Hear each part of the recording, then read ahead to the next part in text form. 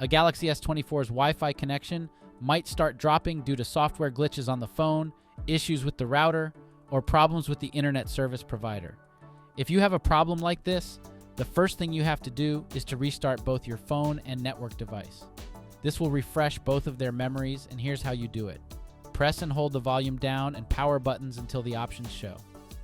Tap Restart, and then confirm you want to reboot your phone. While waiting, unplug the network device from the power source and leave it without power for 10 seconds. After that, plug it back in and allow your phone to reconnect to it. Then continue to observe your device to know if it still drops its connection or not anymore. The next thing you have to do is to forget the current network and reconnect to it. This will refresh the connection to the network. To do it, open Settings and tap Connections. Select Wi-Fi and tap on the gear icon next to the network. Tap Forget at the bottom of the screen to delete the network. After that, reconnect to it and then try to see if the problem still persists. Another thing you need to do to fix this issue is to reset the Wi-Fi and Bluetooth settings. This will reset the wireless services that handle both Wi-Fi and Bluetooth.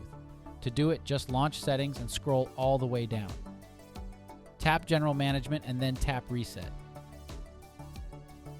Select Reset Wi-Fi and Bluetooth settings and then tap Reset Settings to proceed. In most cases, these simple procedures are enough to fix a problem like this. However, if it persists, then you should call your internet service provider already, as it could be a network issue. We hope this guide can help you. Thanks for watching.